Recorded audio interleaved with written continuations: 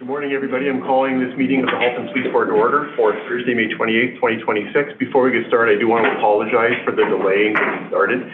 We had some more business we had to complete before we came into public session, so our deepest apologies. We'll try better to get here on time next time. Before we get into our actual meeting, I do know that Nadeem has a request this morning. Yes.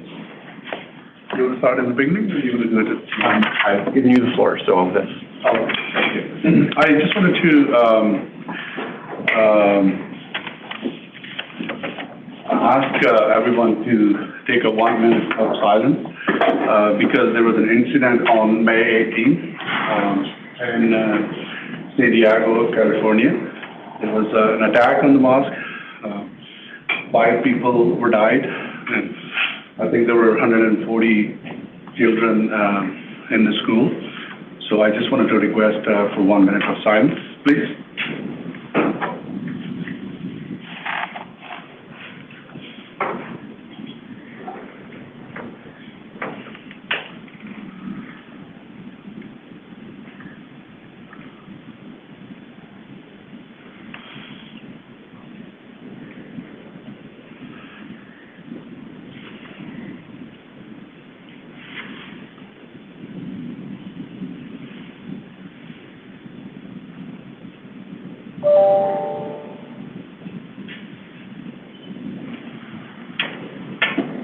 Thank you, everybody.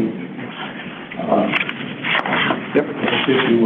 Sure. I think it's important that we begin by acknowledging what happened recently at the mosque in San Diego. Incidents like this are deeply disturbing because places of worships are meant to be places of peace, prayers, safety, families, and community. When attacks like these happen, the pain and fear do not stay within one city or one country. They travel far behind borders and affect communities anywhere, including here in Canada. Many families began asking themselves difficult questions. Are we safe? Are our children safe? Could something like this happen here? We also have to recognize that these acts are often driven by hate, division, and tolerance, whether it is hatred against Muslims, Jews, Christians, Hindus, Sikhs, or any other community. We must continue to standing firmly against all form of hate and extremism. That is why I believe it is important for us to continue asking important questions around preparedness, awareness, and community engagements. Are we doing enough outreach with our mosques, Islamic schools, churches, synagogues, and temples, or any other faith-based? Are community leaders and volunteers aware of valuable safety resources and emergency procedures? Do they know how to report suspicious activities and how to contact when concerns arise? Are we continue to build trust and communication between an emergency ever happens? Preparedness is not about creating fear. It's about creating awareness, building partnerships, and ensuring that people feel supported and protected. Here in Halton, we are fortunate to have strong relationships between Halton Regional Police Service and diverse communities. And I believe we should continue to strengthen those relationships through ongoing outreach, education, and collaboration, so that every community across Halton feels safe, respected, and heard. Thank you. Thank you, Nadeem. Okay, I'm going to start off the meeting with our Indigenous land acknowledgements. The Halton Police Board acknowledges that we gather for this meeting on the treaty lands of the Mississaugas of the Credit First Nation and the traditional territory of the Haudenosaunee, Huron-Wendat, and the Anishinaabe. No matter our origins, our lives are intertwined through the shared earth beneath us, the water we consume, and the air that we breathe. As those responsible for the governance of the security of all who gather on this land, we now call Halton. We are committed to the path of truth and reconciliation in our words and in our actions, and call on those watching this meeting to do the same. Madam Board Secretary, are there any regrets today? We have no regrets. Members of the board, are there any disclosures of conflict of interest? Is there? Not seeing any? I want to draw your attention to the minutes of our past meeting, which was held on April 30th, 2026. They were circulated with your agenda package. Can I get a motion to approve the minutes as circulated? Thank you, Nav. Thank you, Nadeem. Comments, questions, errors, or omissions? All in favor? That's carried. We have two presentations today. We have Councillor Jonathan McNeese to talk to us about Victoria Day in Bronte, and we have a presentation on Real-Time Operations Center. So I'm going to call Jonathan. You want to come forward to the podium? Jonathan is the town councillor for Oakville's Ward 1, which is essentially Bronte. Bronte and a bit of Palermo. We can't forget about one quarter of Palermo. I sometimes forget that you've gone north. You've expanded your franchise. There you go. Thank you, Chair Knoll, police board members, Chief Tanner, and everyone in attendance. Just 2 months ago, myself and Councillor Mero were here to seek your assistance. Unfortunately, Councillor Mero wasn't able to make it today, but I'm happy to speak on his behalf as well. At that meeting, we asked for greater urgency, resources, and collaboration to address the reoccurring unsanctioned youth gathering and fireworks misuse in Bronte Village that we've experienced on Victoria Day and Canada Day since approximately the pandemic, and you delivered on that request. The decision to designate Victoria Day as a major event, which I understand was a first for HRBS, provided council, residents, and businesses with a much greater sense of confidence and preparedness heading into the long weekend. There was a strong, and I also want to thank you for the report from, I believe it was from Inspector Barr, that was very accurate to the situation, and we appreciate having those details made official. The strong and visible presence early in the evening before large crowds began arriving gave the community a sense that this year would be different and would be more proactive. Councillor O'Meara and I were on site for most of the evening because our residents and businesses expect us to be there and be present to understand firsthand what is happening on the ground.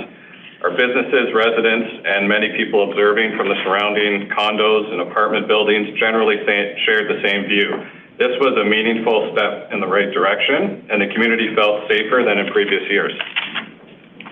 This was an important test run for Canada Day, which historically draws an even larger unsanctioned crowd of youth present and presents additional challenges on Canada Day, particularly around the fireworks misuse and the crowd movement towards the Bronte Heritage Waterfront Park that hosts approximately 30,000 people for the official Canada Day celebration. I'd like to briefly summarize some of the feedback Sean and I received, both what worked well, where we see opportunities for improvement, because this is an issue that likely is not going to go away quickly, but we need to address it collaboratively over the coming years. As we all likely heard, Bronte was not alone this year in fireworks misuse and youth gatherings across the wider GTA. Unfortunately, there have been significant issues in Chinguacousy Park, in Brampton, Victoria Park, in Kitchener, Ashbridges Bay, in Toronto, and elsewhere across the province. The difference being that when Bronte has these unsanctioned gatherings, it's in a dense, mixed-use environment with commercial businesses, small businesses, and residential areas. So it's not in a contained park setting like the other ones that we heard about. That creates additional risks involving roads that we sometimes have to close, small businesses that are often closed or adjusting their hours, gas stations, which we heard about, the hazards in the last presentation, and residential buildings and private property. So people obviously have additional concerns. So unlike a park setting, we can't simply just close the area and disperse everyone. So it's a much more challenging and fluid situation. So what appeared to work, there was strong proactive collaboration between the police, the town, businesses, fire department, property owners ahead of time that helped instill a lot of confidence. It appeared that there was no illegal sale of fireworks in the area. We had that problem in the past. Councillor Knoll and I spoke afterwards. It didn't seem that the fireworks were as big or as many this time around, so I don't know if it was the prevention of illegal sales or what, but that's certainly something that we should all be proud of. Some businesses hired private security to help manage the crowd, so I think the smaller businesses were safer because of that. Fire inspection was on site to ensure that businesses weren't over capacity. And certain parking lots were proactively closed, as well as a small public square in front of the pizza. So that's operationally helped. We could tell there was different tactics and strategies happening as well that helped, as one resident says, sort of have a leaf blower effect of keep moving the kids around, and then they can't sort of congregate and cause additional sort of mob mentality issues. So as a result, for the first time in a number of years, Lakeshore Road also did not need to get shut down. This has happened the last 3 Victoria days, and that actually works against us a bit because it creates more area for the kids to congregate, and when they get in large numbers, that mob mentality tends to take over. So some of the challenges we saw going ahead, and it was reflected in the report as well, despite extensive communication efforts by everyone involved, the message did not seem to get out to the kids or even the parents. We saw a number of parents picking up their kids afterwards, even spoke to a few, and they pleaded their ignorance. They had no idea this is what was going on. They were told it was a sanctioned event, and, don't know if I bought that story, but, the message has clearly not got out, and we even tried through the schools as well, so we'll have to keep working on that. There was also, and it was mentioned a bit in the report as well, a bit of an incident around 9 p.m. at the large Farm Boy parking lot just as they were closing and some customers were leaving, where a crowd was able to shift and get up to 100 or so in numbers and start shooting fireworks off. And we had some residents call 911 and some issues there. And about 15 minutes or so, police were able to redeploy to that area. But it was a bit chaotic for that time. So I think going forward, knowing that, having police positioned in alternate sites where this crowd might move could be advantageous. There's also next to this Farm Boy, there is an adjacent public square, and just like the other public square up the street, we may want to look into closing that just to provide less surface area. So I'm sure that's something police can talk with the town about as well. I also understand there was 3 arrests that evening, the only 1 firework-related misuse arrest. I personally witnessed a few dozen fireworks being set off, some directly in front of officers, some thrown under a town parks vehicle a number of times while the occupant was in it, and some youth throwing fireworks at each other. I certainly appreciate how challenging it is for officers that are charged with traffic control or crowd diversion to start chasing a youth around, with equipment on and stuff. But maybe there's strategies with more plain clothes that I found because they can't gather in such a large crowd now, it's pretty easy to see who the kid is with the fireworks. They don't have a big crowd to go into the center. But we have bylaw staff there waiting to issue tickets. So hopefully Canada Day, we can sort of take some of the fun away from these kids, and the tickets now go to their parents as well. So you would hope there would be some behavior change after the fact there. So I also understand there was drones used in surveillance there. I don't know how effective that is at identifying the specific kid. A lot of them start dressing the same, but I believe there's body-worn cameras available for public events. Maybe that's helpful in identifying some of these kids so that we can prevent this from happening in the future and kind of take some of the fun away. And again, this isn't a slight against young kids coming to enjoy themselves on a long weekend in Bronte. We certainly welcome that, and throughout Oakville, but it must be done safely and respectfully. For example, a gathering of 500, if it was a sanctioned event, our BA has stuff like that, we would have to go through a number of checks and balances and permits and approvals and even through the police to make sure it can be done safely. So we just don't want anyone getting hurt or property be damaged. So the crowd is still quite large. About 500, I think, is a fair estimate. And we're not in a very big area, so we really have to figure out how to get that crowd size down. So to sort of summarize, looking ahead, I mean, Victoria Day is meaningful progress, and it was certainly a collaborative effort. We appreciate your leadership on that. Canada Day presents some additional challenges. The roads will be closed, so that gives more surface area for these groups to gather. We typically get larger crowds of unsanctioned youth on Canada Day than Victoria Day, so there could be even more.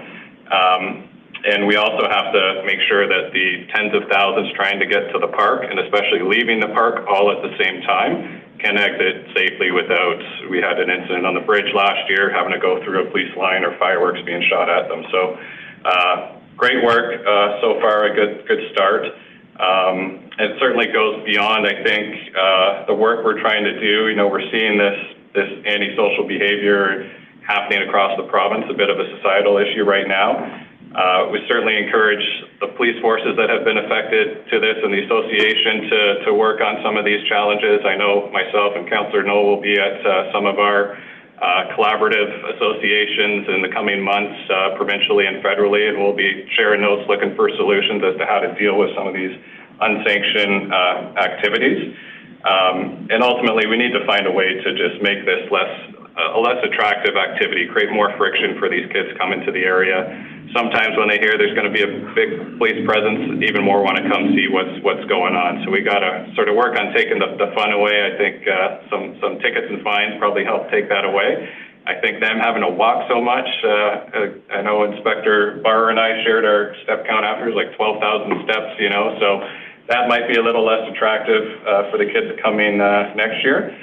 But we're certainly committed to this going forward. So on behalf of Councillor O'Meara, all of Town Council and the Brawny community, thank you again for your support, your collaboration and commitment. We're all in this together. And through continued partnership, we'll keep moving forward until we get this under control. So thanks again. Thank you, Councillor. Thank you for that report. I appreciate that. Members of the board, do you have any questions? Savera. No questions, but just a comment. Thank you for letting us know, because one of the challenges we have is that when we make our decision, we want to know how it went. So I'm really happy to hear that feedback, because it helps us to basically track the achievements that the police services have been able to do, and the board itself as well. Having said that, I know that you are trying to you and I understand the council lingo, but I don't want the community to think that we are actually the fun police, and that trying to take the fun away is like us not promoting fun, because fun is important in life. And when you first came to council, my comments was that I feel for the young people of our community. They do not feel, you know, catered to in a way where youth should be. They as a mother of young people in my house, I hear a lot about, you know, there's nothing for us to do. Where do we go? Where should we hang out? We go to the mall and the police comes and they tell us to go away. We hang out in a plaza, we're told to go away. In all of the people who are creating this chaotic situation, there are a lot of good kids who just want to have a good time with their friends. And they really have nowhere else to go. So my request to you and your council is to look at other opportunities and alternatives that the town can provide for those children when they want to have some fun with friends on Victoria Day. And thank you for that. And I know Councillor Noel and Councillor, we've always said probably 98% of these kids are well-intentioned kids. Now, just the size and where they are, it is a bit unsafe to gather in that area, and it impedes flow to businesses and stuff like that. But it's really a small group that is causing trouble. And unfortunately, you know, that with a number of municipal issues, that is usually the case, you know, and we have to sort of regulate because a small group of bad apples. But totally agree with you, and we've certainly had conversations at the town and talked to other groups, you know, are there positive activities, or, you know, sometimes people just want to go watch where they know something bad's going to happen. You know, they're there to not, you know, listen to music or play a sports event, you know, so it's a challenging situation, and clearly we're not the only ones dealing with it now. You know, it seems like this is ramping up in a number of areas post-COVID. So I think your report even said there isn't a clear solution, but we clearly have to keep at it, and I'm totally open to, you know, positive youth events. We even had a youth center in Brawny for, you probably remember, Councillor, Chair. You know, but it was sort of felt that this is a sanctioned gathering, and it ultimately sort of, you know, didn't last. Felt maybe a little too much oversight, you know. Tricky situation. We're open to all ideas, and maybe in the future, we have even considered having an event there at the same time, just so that we can properly close down the street. But, you know, there was some other concerns, so. One last comment, Mr. Chair, as a suggestion, is that perhaps, you know, we're always talking about on our councils about going where the people are. So maybe bring the youth center there on Victoria Day, so there are opportunities for people to do safe things, also having a lot of fun and enjoying the day. certainly open to all ideas, and maybe in the future we'll experiment with some stuff like that and see if we can provide some alternate activities and help thin out the crowd, you know? Yeah. Yeah. I think the basic principle to keep in mind is that it's not illegal to be a teenager. Yeah. Unfortunately, I mean, sometimes when you hear some of the commentary that comes back from some of the folks that are observing and seeing the worst in these situations, they automatically assume that, you know, there are children gathering or there's teenagers gathering and therefore they must be up to no good, and that's just not always the case. Well, I'm just glad there was no social media when I was teaching. Absolutely, yeah. We may want to hear more about those stories later, but for now we're going to We may not have these jobs if there was. Please, do you have the floor? Definitely. Thank you so much. So no teenager stories. Thank you very much, Chair. I was in the library the whole time. Can you run a check on that, Chief? My only question is thanks for sharing your information. We don't have this as a correspondence, and I'm just wondering if you'd be open to circulating your notes through our board office. Absolutely, yeah. Thank you. I'll send it to the chair, yeah. It's important to collect all the data on this because, again, as you mentioned, it's a first-time experience for this board to be declaring that interest. Yeah, and certainly that summary report I feel was a good snapshot, very accurate from on the ground, and Inspector Barr was on the ground the whole time, and so it's a really good snapshot, and I'm happy to provide my additional notes. So the chief and I didn't get any steps in, but we were both out there. Miles. Well, on your vehicle, not mine. We, as you know, we were there observing. I was observing. The chief was being interacting, and you know, observing the situation. I've been there a couple times now, watching it, and I just want to echo what you were saying in terms of my observations about the evening. And we talked late after everything was said and done with one of your constituents, and I think that even his observations are very positive. So I want to add your congratulations to the team. I've stipulated before, and I'll say it again, I told many of the officers individually that night how proud I was as board chair to see how this all came together, and our town staff as well. It was really a really fantastic act of cooperation. So thank you. What I'm going to do is, because Councillor McNeese is here, I'm going to pull up that report and just and we can transact that matter right now, out of order slightly. And in case he's interested in hearing, I will stick around. Yeah, just give us just a minute here. So I'm pulling up. Sorry, my computer's timed out. Where is it here?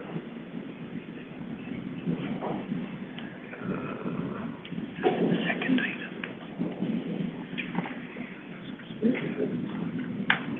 Oh, It's 2.1.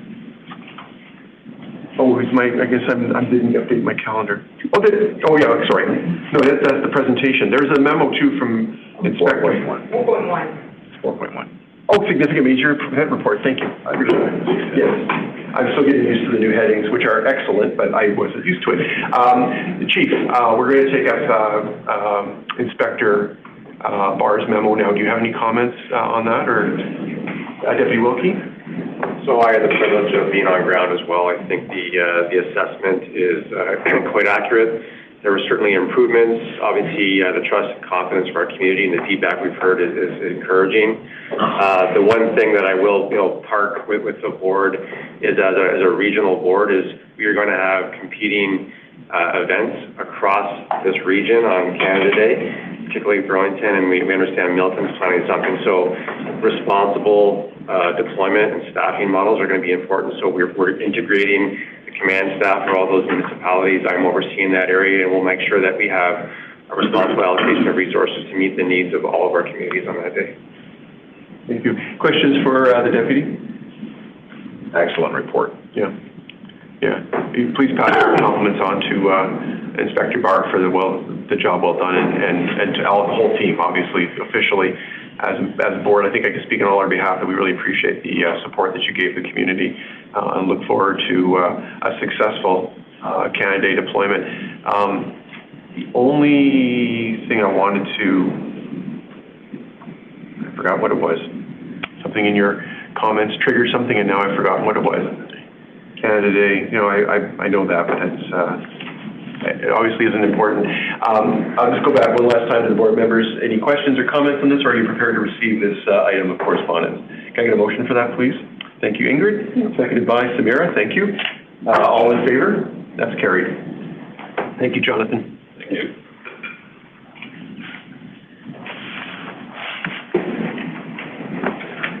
Okay, moving on to 2.2 Real-Time Operations Center reports. Who's handling that for us today? Superintendent Bill is going to do the presentation. I'll just say a couple of things to start off. The Real-Time Operating Center is something that we've looked at for years. Deputy Chief Wilkie and the other deputies and I have talked about it. They have brought it up for probably several years now. And it's usually become a victim of a budget process. Quite frankly, when we've gone through different budget years with different pressures and different impacts to the budget, this has been something that we have put off. I don't think we should or can really put it off any longer. The technology is such that our frontline members and the service and the community as a whole should benefit from this type of technology and operating center in corroboration and consultation with our municipalities and regional government on how we implement some of the, what would be CCTV aspect of it. We've got a lot of technology now in our cars, as you know, with ALPRs, and so when our vehicles encounter, for example, a stolen vehicle, the officers will be notified of that. But this is the beauty of this, one beauty of this, is that we would know in some instances when stolen vehicles or stolen license plates are being driven into the town. They're coming here to commit crimes. They're not coming here to go shopping at Metro. So that would give us an advance notice of that. And also some of the regress and where the vehicles go after they're committing crimes. So we'd have some real-time capabilities of following some of those things as well. So with that said, I'll turn it over to the team here, and thank you so much. Thanks, Chief. Good morning. As the executive sponsor of the Real-Time Operations Center project, it's my pleasure to, by way of introduction, provide you with a brief history of our committee work prior to today's presentation. In 2025, the service established a project team to conduct research into the operational and strategic need for the establishment of a Real-Time Operational Center, or RTOC.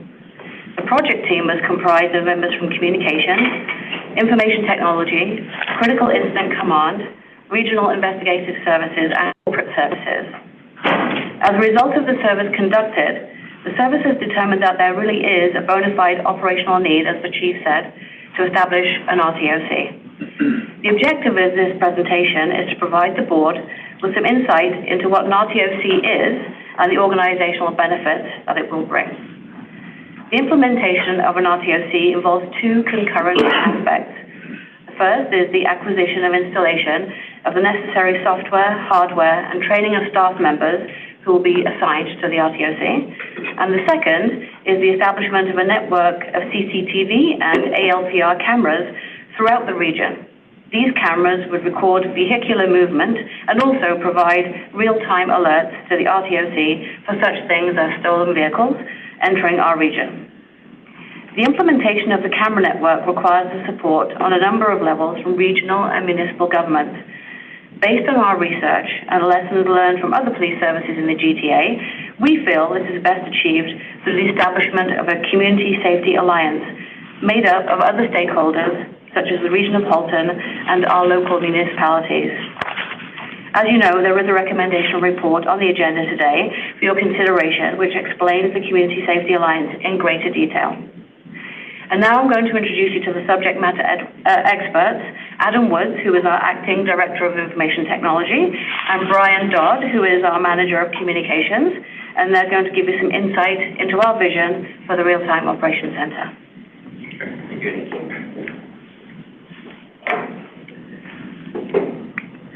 Good morning, and thank you for the opportunity to present today. As the superintendent mentioned, my name is Adam Woods. I'm the Manager of Information Technology, Innovation, and Transformation, and currently the Acting IT Director.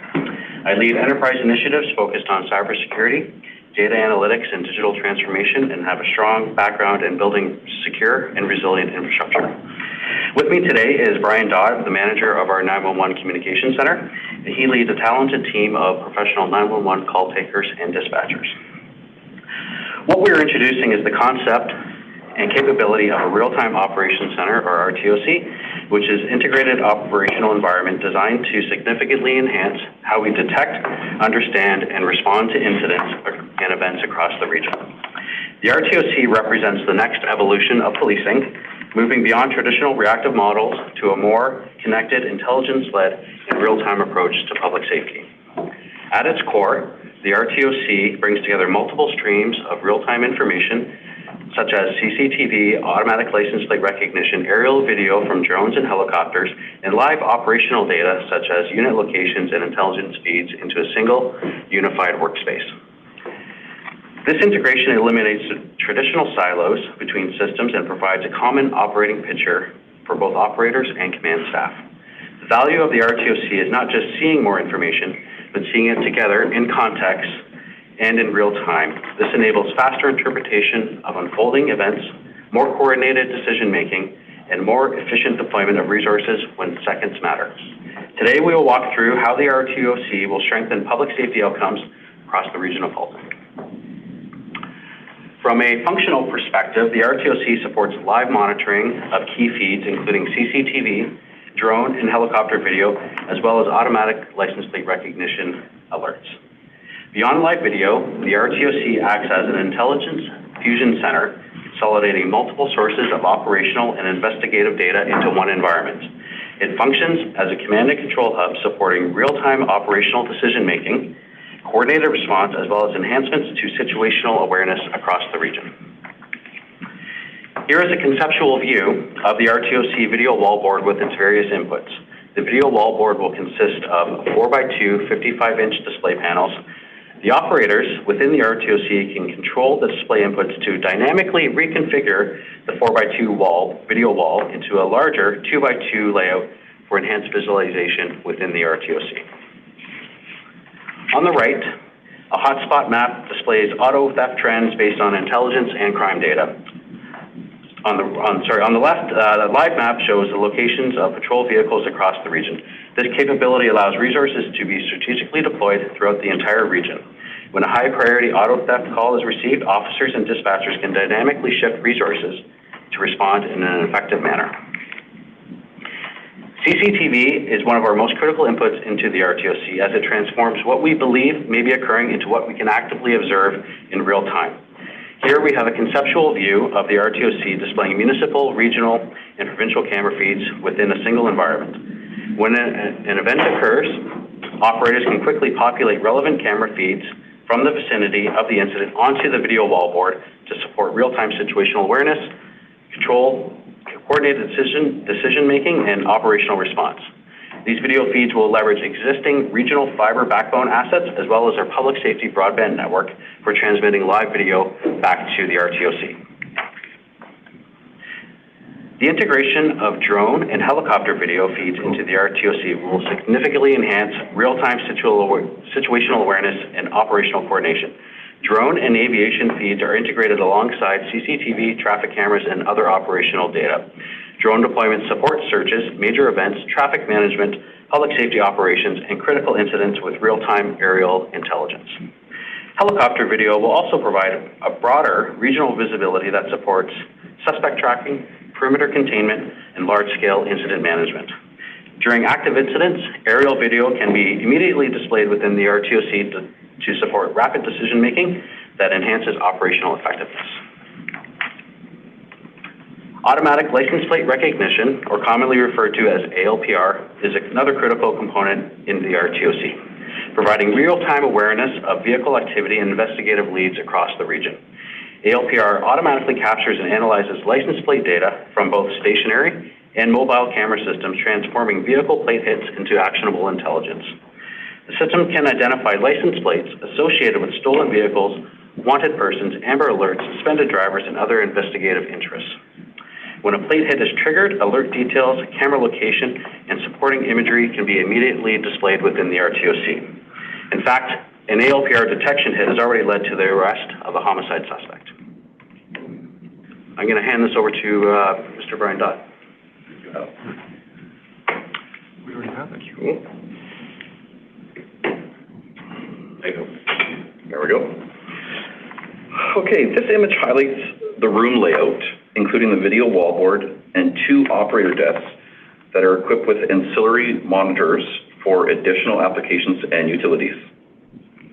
The proposed location for this RTOC will be here in Police Headquarters, positioned directly beside our 911 Communication Center as an extension of existing emergency operations. So the physical location is intentional, ensuring tight alignment between the call intake, dispatch, and the real-time operational decision-making. So at implementation, there would be a sergeant that would work in the RTOC, working under the authority of the duty inspector. This would present a big picture overview to help make informed command decisions 24/7. So as I just mentioned, with the RTOC and the Communications Bureau being connected, there would be a lot of collaboration between the on-duty communications supervisor and the sergeant that would work in the RTOC. And because the 2 rooms are connected, it makes it very easy for the 2 teams to work together. As the program expands, staffing in the RTOC would follow. So the RTOC could also transition into a command center where senior leadership team could respond for live updates on critical events. The RTOC could also transform very quickly into an instant EOC, or Emergency Operations Center, where we could invite our emergency service partners to attend and monitor the event unfolding with us in live time. This would enhance our collaboration and enable all emergency services to make their decisions based on real-time events. So these are some of the ways our staff would support public safety. One key point to highlight here is that with this operational oversight, resource allocation in the region would be enhanced, and we can ensure we have the right resources in the right places when, or maybe even before, they are needed. The RTOC can also be staffed up or down and is very scalable. And then for the executive decision-making, the RTOC is a one-stop shop for our executive leaders to gather critical information to assist them in making decisions. The live updates to events and the needs of the service will now be available from one place, and the messaging that we need to get out to the public during critical events will be accurate and current. Thank you. And our last slide just really speaks to our Community Safety Alliance and the necessity of developing Community Safety Alliance and why it's so important for us to do so. The advantages of a Community Safety Alliance are we will not only coordinate the installation of cameras and ALPRs throughout the region, but we'll collaborate and agree on who maintains them in working order. Our collaboration with the region, municipalities, and others will only enhance public safety year after year as more entities become involved, which speaks to the integrated data sharing, allowing Community Safety Alliance partners to send us their feeds directly to the RTOC. And we'll be able to deliberately and carefully plan as a partnership where our cameras need to be based on our commitment to community safety. So before we open up to any questions you may have, I'd like to emphasize that it's our intention to implement the RTOC, and in particular the ALPR and CCTV camera network, in a very strategic and collaborative manner. There'll be a need for extensive consultation and collaboration with the public as part of the privacy impact assessment, and with our partners, of course, in the regional and municipal government. So thank you to Brian and thank you to Adam for the presentation, and if you have any questions, we'd be happy to answer them. Well, before I go to the board for questions, I want to say how absolutely excited I am about this project. It's been something I've been asking about for a while as your chair, and I am thrilled that we're taking this bold step. This is the future of law enforcement, and I couldn't be happier. So maybe I've just now ruined everything for the board members to ask questions. But the board members, do you have any questions of our team? I do. Oh, Ingrid, go ahead. Yeah. Thank you, Mr. Chair. Thank you for the presentation, and certainly very advanced in terms of community safety. Who else is using this now? Sure. Most of our partner agencies in the GTA have this type of a system. Some of them are named different names, but most services surrounding us have real-time operations. Police services. Yes, police services, yeah. So they already have it in action and are utilizing it on a regular basis? And did we tap into the other services in terms of efficiencies, lessons learned? Yes, we did. We made some visits, so we visited our friends.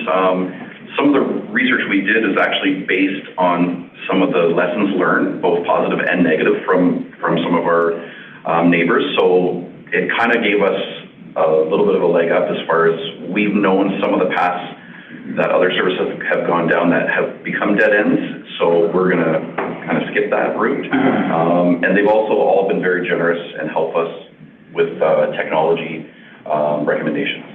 Thank you. And we're going to be talking about the costs later on the agenda here. When we talk about the Community Safety Alliance with Fire and EMS and Public Works, will they be contributing to the costs? Well, we're putting together our budget proposal for 2027, which needs to be ready by the end of June.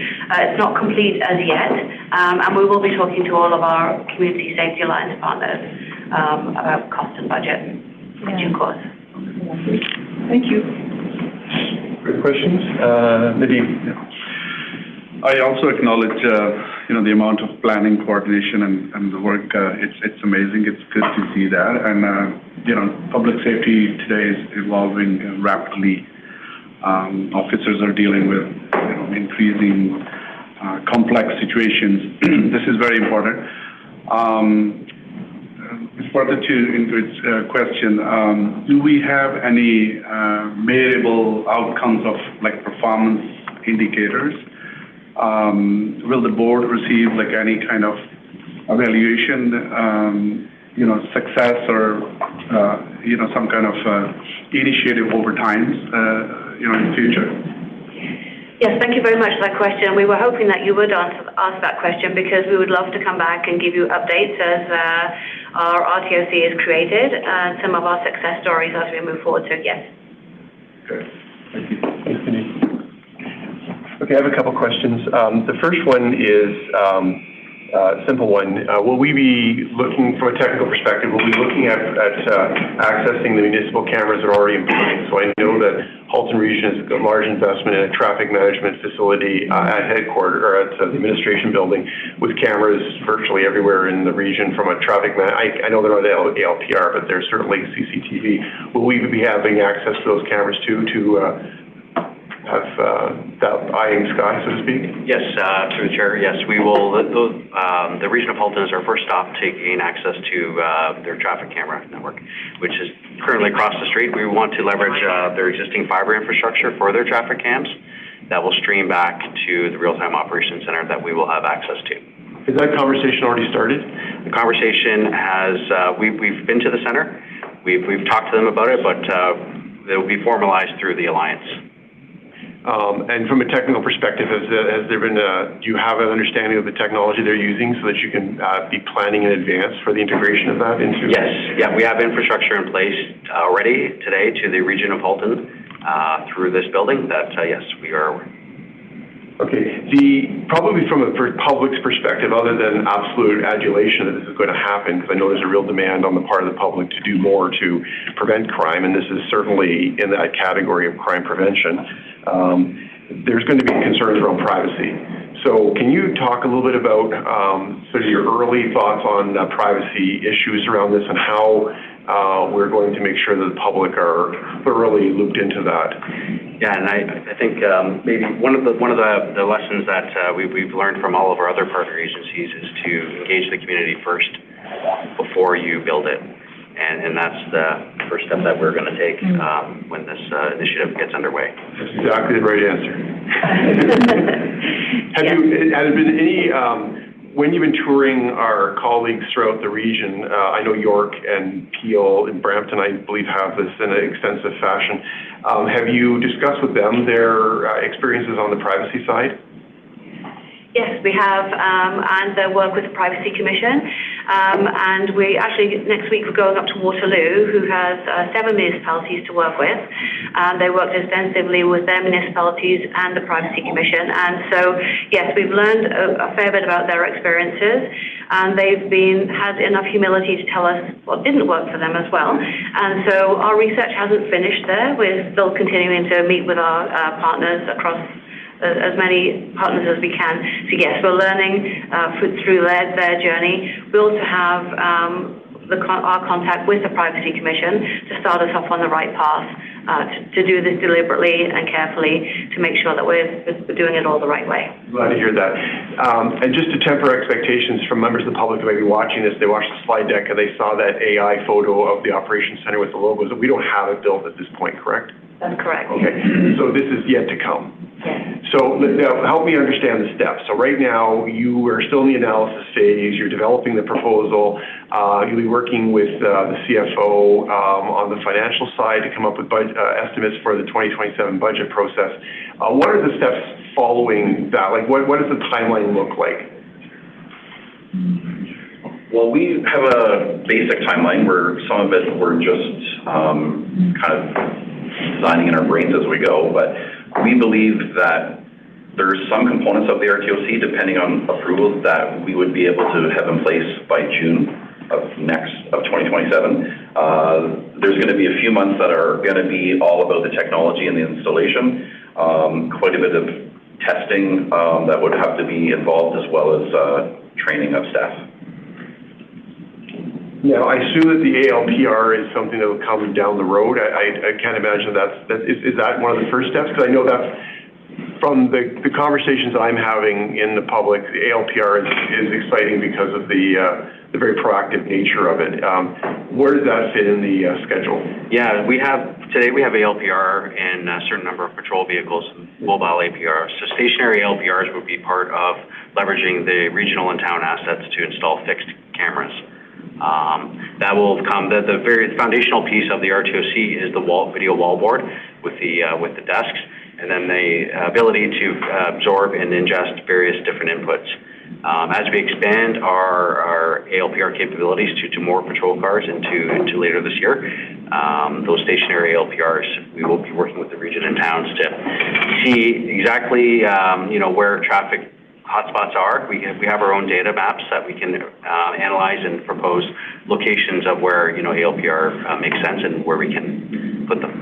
And just again for the public that are interested in the privacy piece of this, the ALPR is looking for license plates, not faces, right? That's correct. Yeah, it matches on license plates. It does two things. It does detections, and detections will read license plates. And those detections are not kept for very long. They're kept for less than 72 hours, and then they're destroyed. And then hits are license plates that are interesting to us. So these are a database that we subscribe to from the province of Ontario with mostly updates from MTO. And then we have our own capabilities to upload hits license plates as well, as needed. This is fantastic. Members of the board, further comments or questions? So we have the agenda item on the presentation. I believe it's 5.2. I want to draw members of the board's attention to 5.2. Sorry, 5.3. Sorry, I apologize. 5.3. Members of the committee, do you have any comments, Chief? Yeah, no, I think it's one of the most exciting projects for us to be undertaking at this point in time. I think it was put off a couple of years, as I said, primarily budget reasons, also technology reasons and considerations. A number of different services have something akin to this, not all at the same level. So as you mentioned, Chair, I think York has probably had it for the longest and would be the most developed, along with Peel now, both being 2 to 3 times our size. Others would be much more rudimentary. So I'm excited to put this in place as soon as possible. Certainly I want it here by next year, and I think the team is in a really good position to do that. It really is, I mean, it's a public alliance, and it's got partnerships with regional government and municipal governments, and certainly access to cameras, and how do we turn some cameras from straight to CCTV to ALPR. It is not facial recognition. And because some of the other services have been down the privacy side of things, it'll be similar to what we're doing with the lawfully obtained photographs for crime scene and on the facial recognition side, where other services had already gone through that. So yes, we will walk through all those steps again with the Privacy Commission and cross all those Ts. But we know that it's acceptable to the Privacy Commission as well because of what we are actually looking at.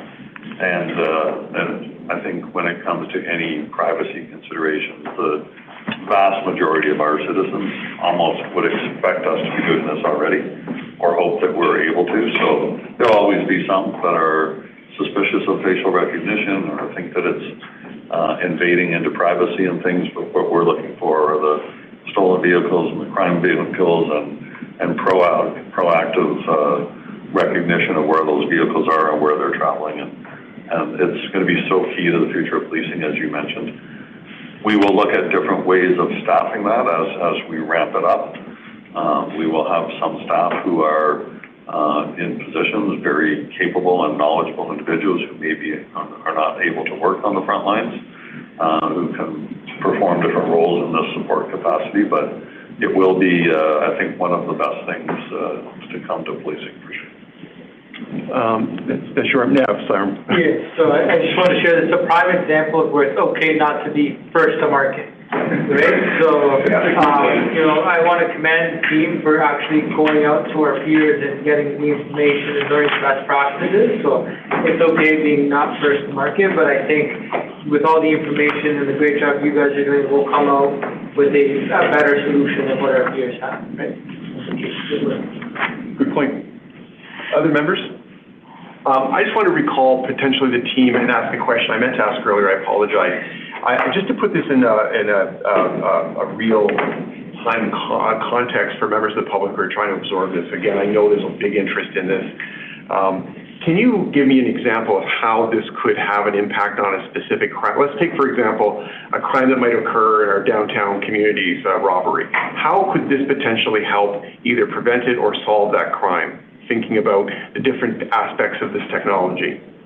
Can you conceptualize that, or is that too vague a scenario?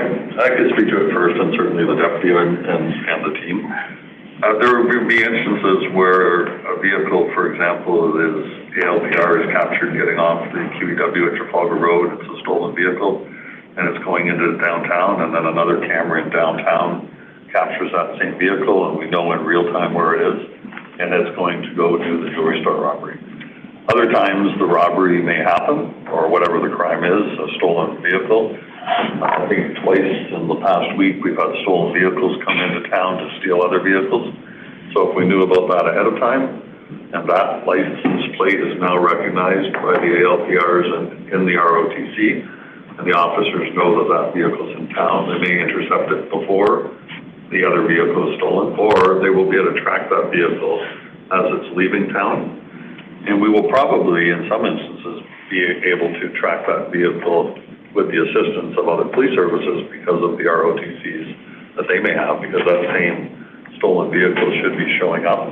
So I think it's a win-win on the proactive prevention side, also on the investigative side after. So help me understand the prevention piece. So again, the scenario of the downtown jewelry store, which has unfortunately been a bad situation we've had in all our communities recently. So a camera picks up a bad actor coming off the QEW, getting off at Fort Drive or wherever the case is. What happens at that point? Like, what's the process that could potentially lead to the prevention of a crime? Well, the staff in the ROTC will know that that vehicle has just got off the Fort Drive. We got to advise officers in the area. Other cameras will probably then pick up that vehicle at different points, depending how many cameras we end up having. It'll be that much more accurate where the vehicle goes within the town of Oakville, for example. So there'll be different instances where we can pick that vehicle up. I think we just had an incident with a stolen vehicle in the last week where, again, the individual rammed 2 or 3 of our vehicles. So there's going to have to be the decision, how do we intercept that vehicle?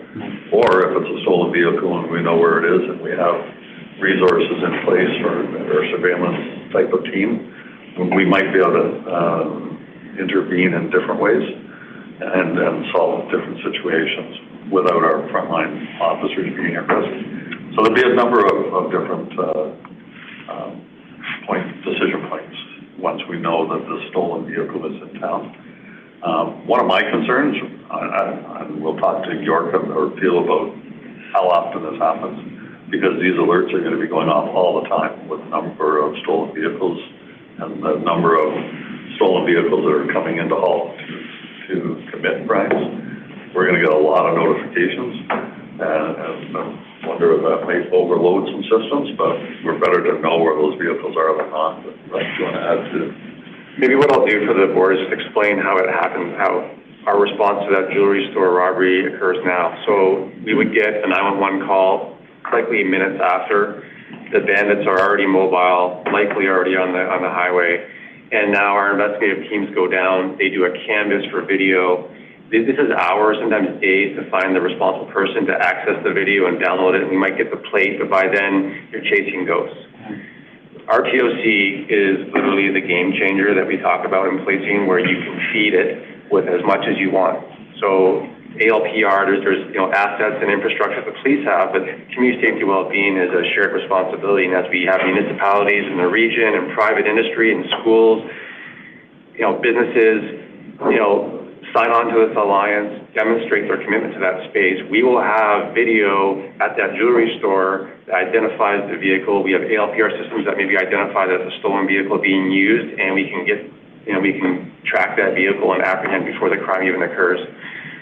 That's just one instance, but this happens daily. And the number of stolen vehicles that are being used to commit all these types of crimes, if we can get ahead of that, we completely enhance public safety, trust and confidence of those we serve, and operationally, we have tremendous effectiveness and efficiency in how we deploy, where we deploy. It maximizes the numbers of people that we actually have in-house already, and it really is a no-brainer. But, from a public lens, we have to understand that this isn't all owned police infrastructure. This is about tapping into systems that already exist to allow us to all do our part in enhancing public safety. Absolutely amazing. Great. Are there new LRPR cameras, or are you just adding the technology to the municipalities' cameras, like the reader stuff? You would add a new camera because it has a really different system, database, so forth. There have been grants from the provincial government for ALPR cameras, and we expect that there may be some funding available as we move forward through that sort of grant program. Nothing guaranteed, but I think we may be able to leverage it.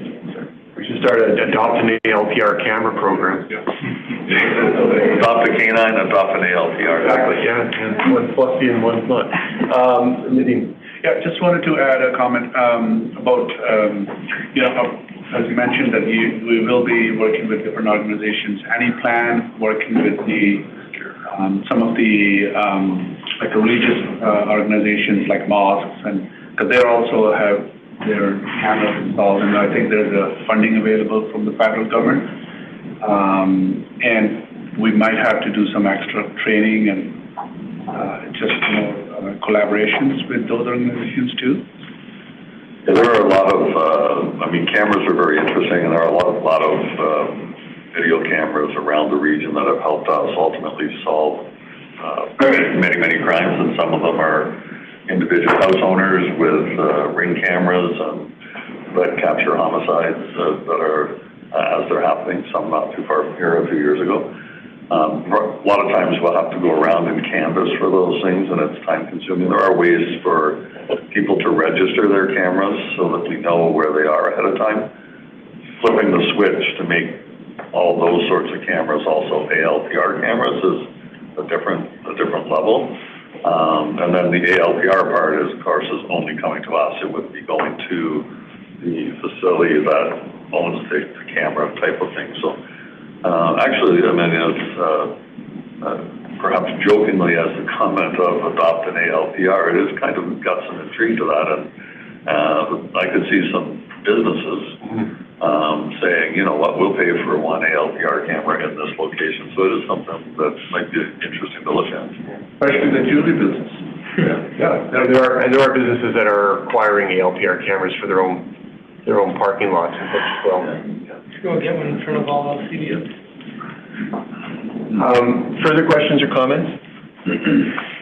Not seeing any. Okay, folks, directing your attention to 5.3. I just want you to point out this is an approval, and it's a significant step we're taking here. So you'll remember the moment that you made this vote, because this is highly significant. And the motion is that the Halton Police Board approve the services establishment of a community safety alliance, including representation from the region of Halton, local municipalities, and other external stakeholders. The Community Safety Alliance would provide unified governance, administrative and logistical oversight for a network of CCTV, ALPR cameras deployed throughout the region. So it's our first step, empowering our team to move forward with this. Can I get somebody to move that, please? Thank you, Samira.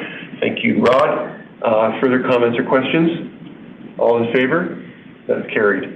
Okay, I'll say once again, congratulations, and thank you so much for this report. I am extremely excited. Please keep us up to date every step of the way. We'll be big champions, I assure you. This is very exciting for the people of the Halton region, for sure. Oh, I have one extra question. Sorry. I'd like to ask this.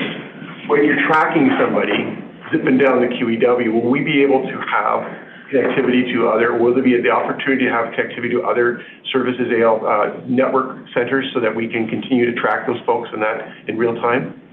I'm seeing nodding heads. Yes, that's true. Yeah, we've, some of the OPP partners have already spoken to us, and everybody is interested in sharing those with each other. So real-time operations center to real-time operations center, sharing that type of information. Fantastic. Okay, I want to get that one off my list as well. Okay, we're very proud of you. Move forward. Let us know what else you need from us. Okay, moving up to, we finished our presentations. We have a number of information reports, 3.1 through 3.3. Does anybody wish to separate any of those, or are you satisfied with the information contained? Lisa? Yep. Can I separate out 3.3? 3.3, okay. Anything else? Lisa, would you give me a motion for 3.1 and 3.2 then? Okay, it's moved. Can I get a seconder, please? Rod, thank you. All in favor? That's carried. So 3.1 is financial report and forecast, first quarter 2025, and 3.2 is a semi-annual grant agreements execution report. Those two have been passed, and they are simply information reports, so the motion was to receive. 3.3 is the 2025 annual report. Lisa, you have the floor. Okay. Yes, I do. Does anybody want to speak? Can I go at the end? Does anybody else want to speak to the annual report? Obviously, there's a lot of information in here. Anybody else? No? I think you have the floor, Lisa.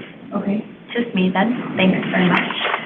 So first of all, very good report out to our community. A reminder that this is community facing and the way in which we are affecting the goals that we set out within our strategic plan. And we are also committed to continuous improvement. So I'm going to be tabling a motion that will outline three things. That the 2025 annual report be received, of course. It's just here as information, so let us receive it. Next, we would like to ask that the service be directed to work with board staff to refine the annual report expectations for the 2026 annual report. So we'll just work together collaboratively. This is not strict adherence. This is just how we can create some improved public-facing communications. And then, we do have a policy on this, so we're going to ask the service provide a report to the board next cycle, June 2026, outlining the manner in which the annual report demonstrates compliance with the 2024 to 2027 strategic plan. So this is just an opportunity to provide a covering report. So what we have in our package and what's public-facing to the community in our meeting package is just the deck. And I think it's important that we wrap some narrative and some dialogue around that in a more formal way, because this is a really important document for our community to absorb and to be proud of it alongside us. So would that be clear enough there, Chair? I think that was clear. Madam Board Secretary, do you have that motion? Thank you. Members of the board, any further comments or questions?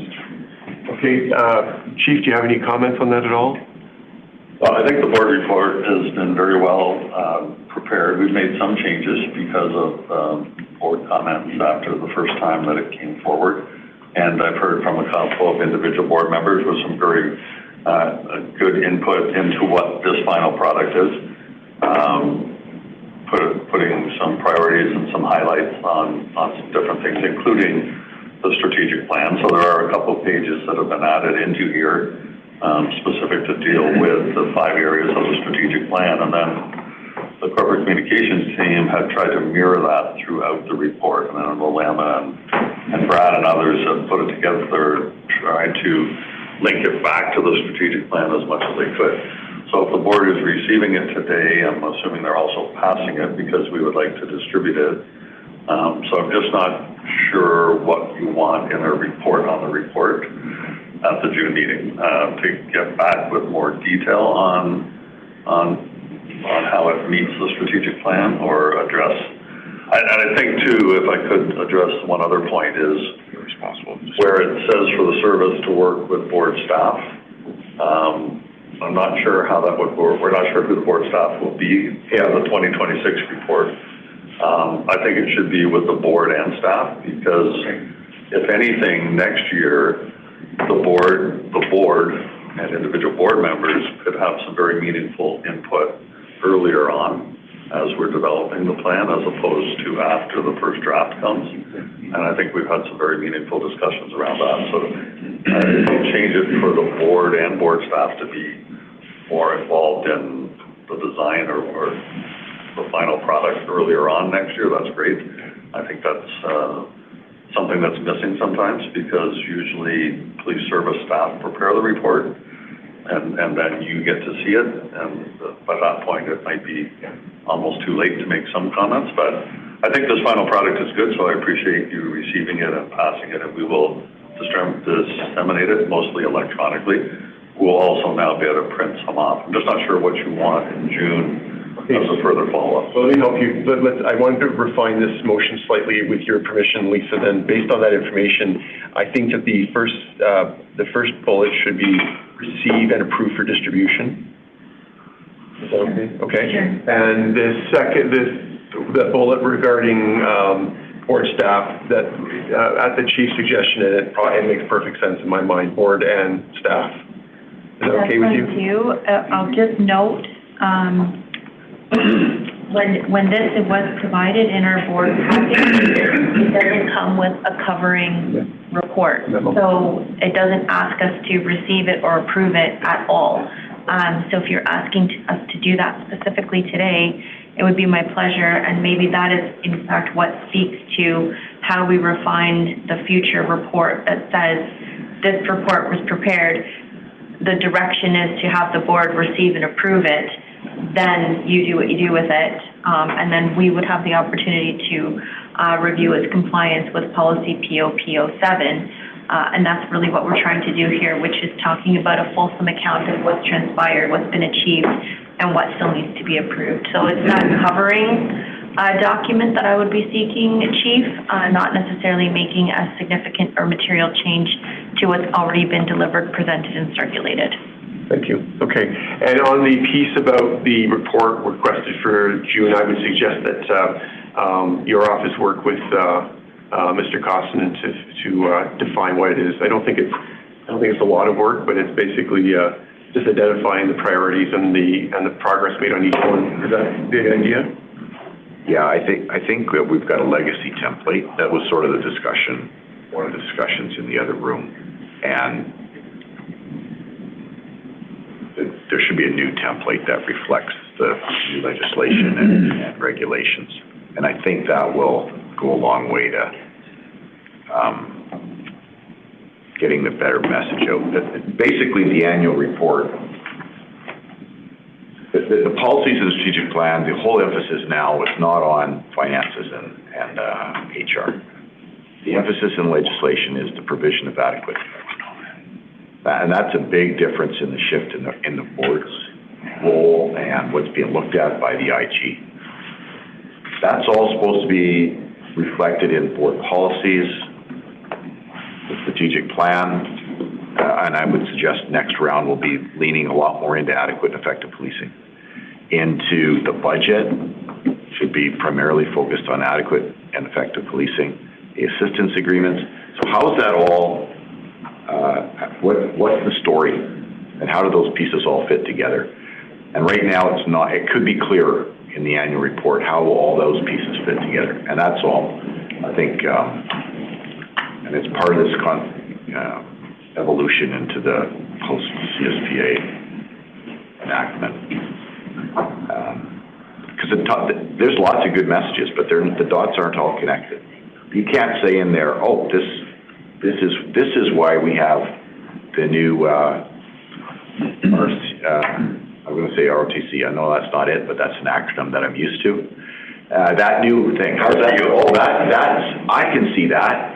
That makes sense. Why we're doing that, why we're spending money on that. Not just because it's a great idea, but how does it fit in that bigger picture with all the other adequate and effective policies, with the strategic plan, with the budget, with our quality assurance program, which we're test driving next month for the first time. And essentially the annual report then becomes the transparent document about that whole piece, how that all fits in. And so it's a work in progress. Really good progress so far. I would say that it is compliant, but you got to dig to find some of those compliant pieces, as opposed to it's right in your face. I think one of our board members said in the other room, like above the fold should be the safest large community in Canada, as a for instance. Do I get that right? Yeah. Another one could be 3 years into our strategic plan, we're more than 75% to move towards meeting all 5 strategic objectives, if that's the case.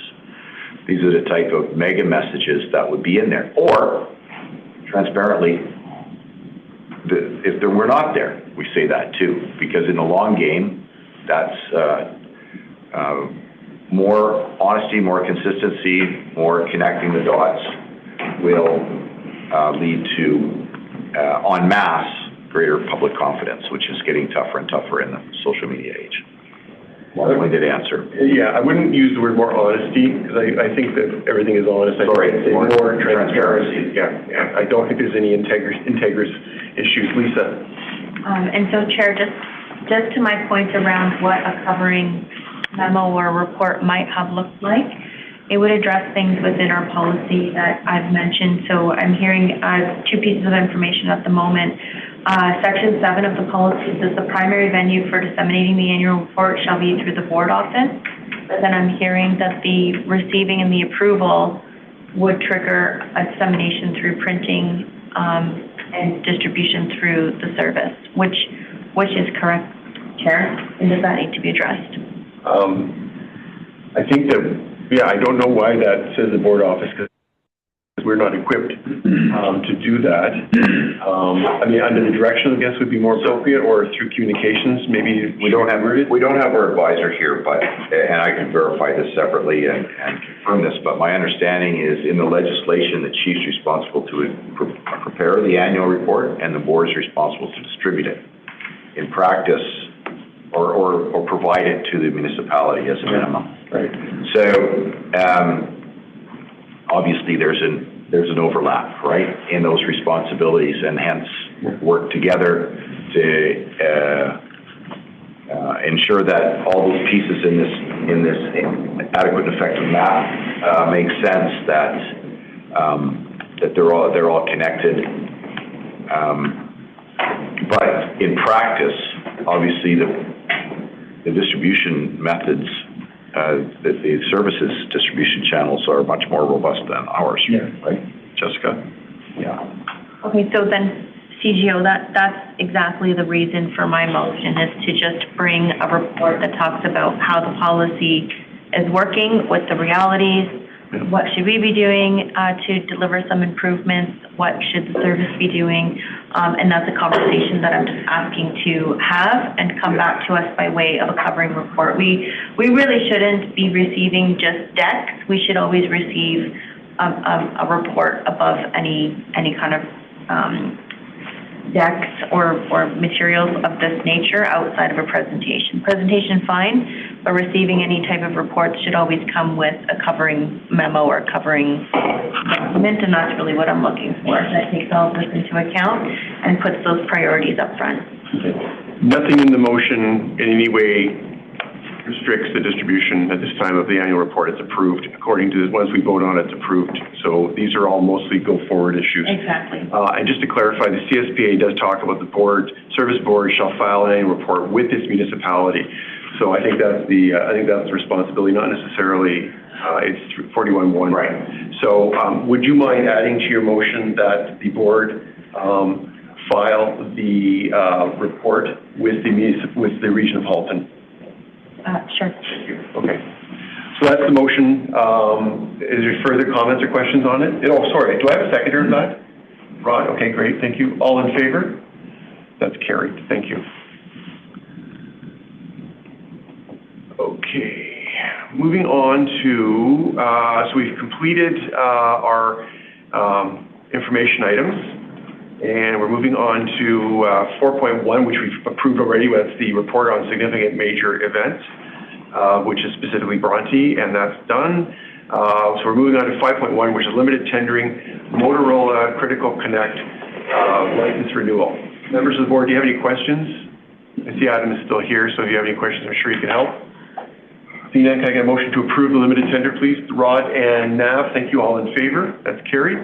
Number 2 is another limited tender. This is for, I can't pronounce that, Kaisak? Is that Coke? Good. Kaisak Inc., One District Project Management Services. Again, Adam is here if you have any questions. If not, I'll look for a motion to approve the limited tender. Nav and Samira, all in carried? All carried. All in favor? That's carried. We've already dealt with 5.3, so it moves us down to 5.4, Community Fund, Committee Recommendations. Nav?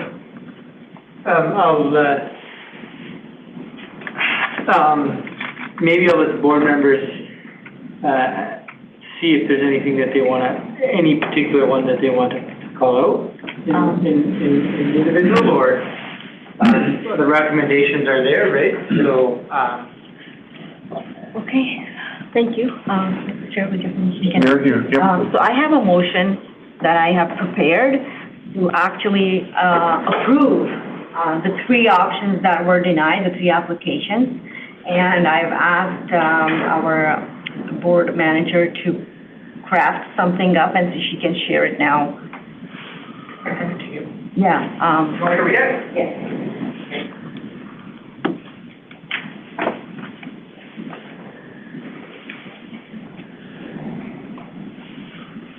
That the application from the Halton Agricultural Society be approved in the amount of $5,000, and that the application from Milton Canada be approved in the amount of $10,000, and that the application from Rotary Club of Oakville, Trafalgar Foundation, Inc., and Lions Club of Oakville be approved in the amount of $10,000. I second the motion.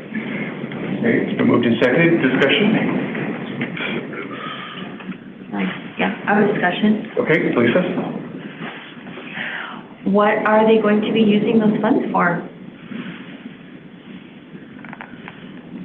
Mayor? So the funds, as it's stated in their application, are for paid duty officers, which basically is an obligation they have to fulfill as per our police services, and it is the biggest deterrent that stops these events from moving forward to the point where actually in Milton there was no Canada Day because of these costs. And so the purpose of our community fund is to help the community, especially nonprofits, carry out such community building events. And in my opinion, the fact that, the reasoning given by the committee, I don't believe is sufficient enough for us to decline something so significant for our communities.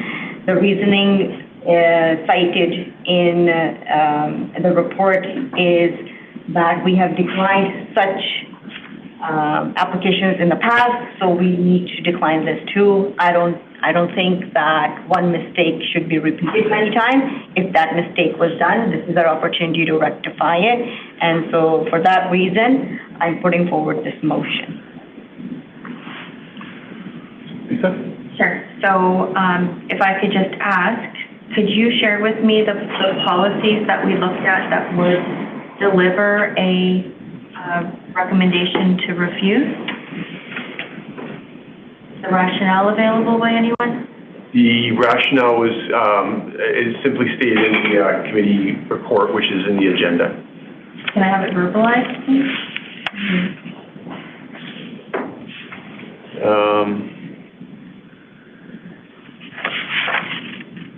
So the applicant, Maybe it's not in the agenda. What is it, what wording do you want? the rationale for being. Submissions are on the agenda, Yeah, they are in the agenda. Okay, yeah, full submission. Local commission. yeah, it's actually, so here are the, yeah, I was looking at the recommendation. In the discussion and background, the reasons are listed in all three of those cases. The denial reason is because it is specifically requesting funds for pay duty officers for public events. Okay, so just if I'm clear then, so we, as a collective, indicate how much or the scope of paid duty officers are required, and we set the rates. The rates are there; they're available online, and then we now fund it also through the community fund. Is that what I'm hearing? Is that the process that's happening here?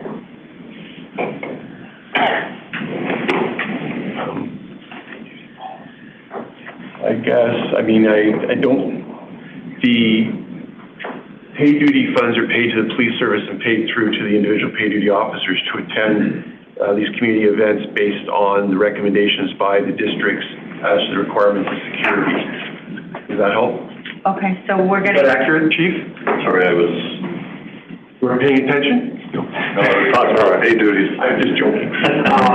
So the basic, the flow is that local districts make an assessment of the community events, determine how many paid duty officers are required to provide adequate security for those events. Paid duty officers are then deployed and compensated as a pass-through from the organization through to the police officer. Yeah, in general, yes, for sure.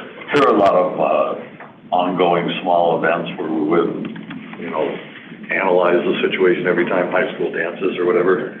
But you could, I mean, the high school may say we can't have dances unless the board pays for our paid duty officers.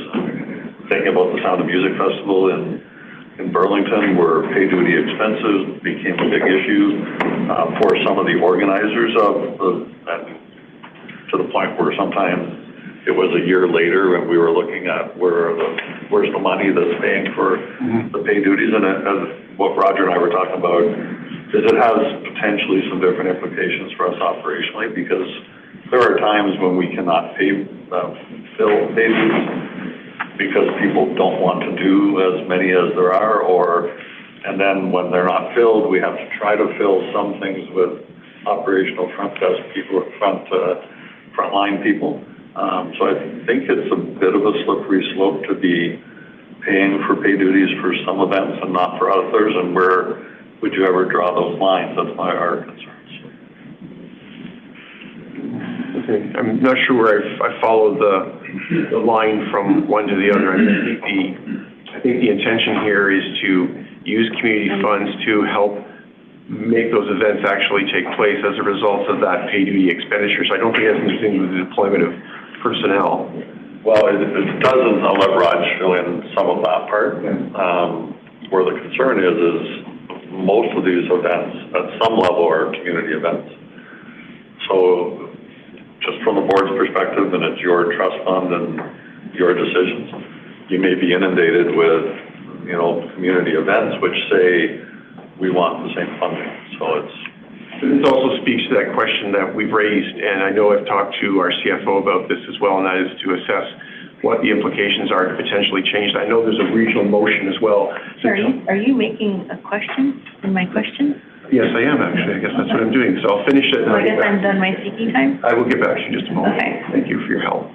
I know there's a regional motion that is sitting there on the books right now to work with the police service and EMS to find ways to potentially offset some of these costs as well. So there's a lot of work out there that's been done on this.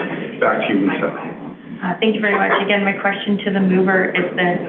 Has the request that you're asking to be overturned from the recommendation of the committee, is there no other expense that can be utilized through this? Is there no other expense that can be mitigated by this particular fund that would be more in line with the purposes of the fund.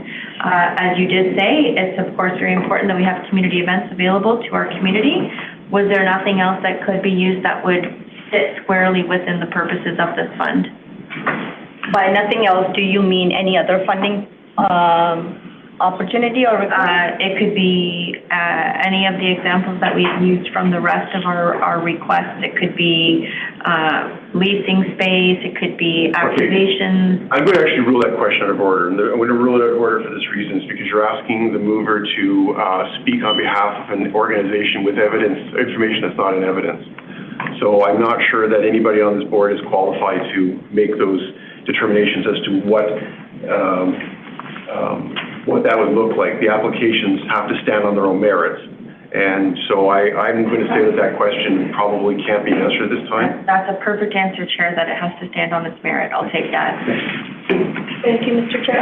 Hold on a second, I have another speaker. Now? Yeah, so I know I had to put a motion forward or share the recommendations. I just want to be clear with the public that the committee makes their decision based on what is put in the application in front of us. We cannot look beyond that.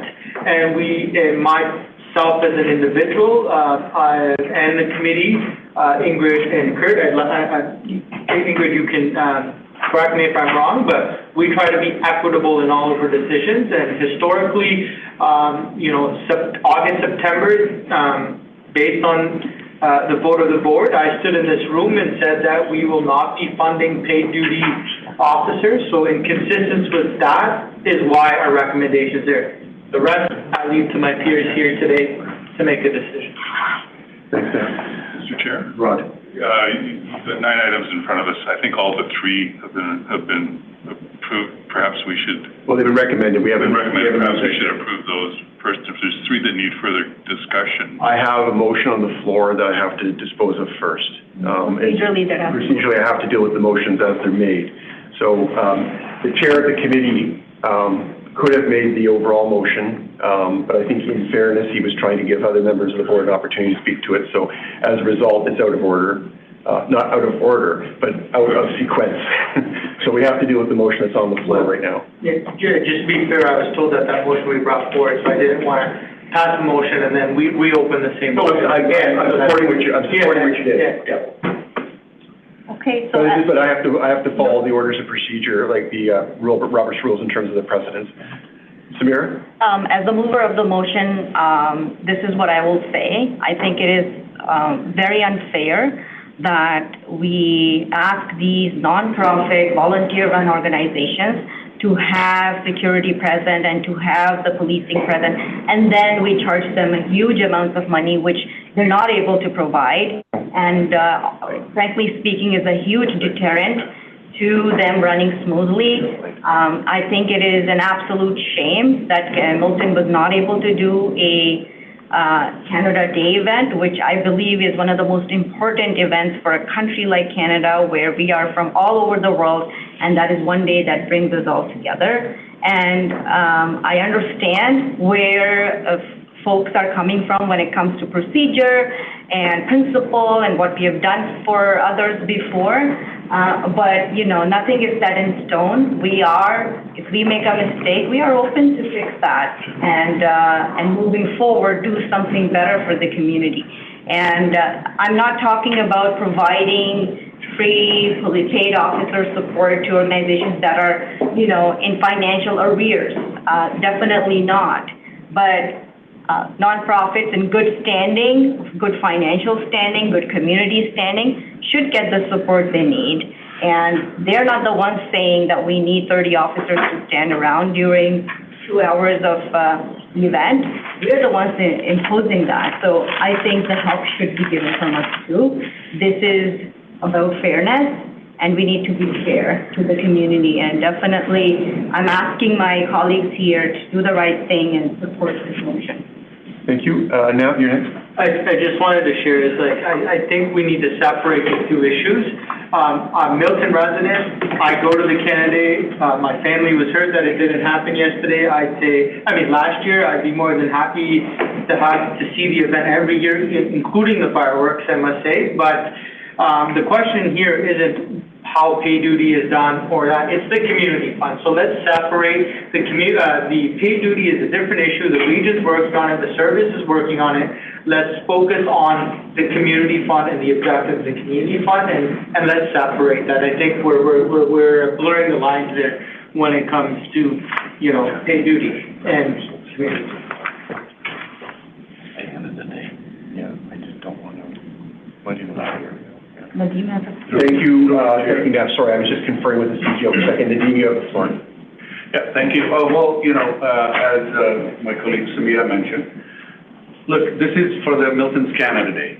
And we had discussions about Brawny Victoria Day events, and there were a lot of concerns, there were a lot of, you know, back and forth, and we as a board, we had discussions, we gave the floor to many councillors to you know, bring those things.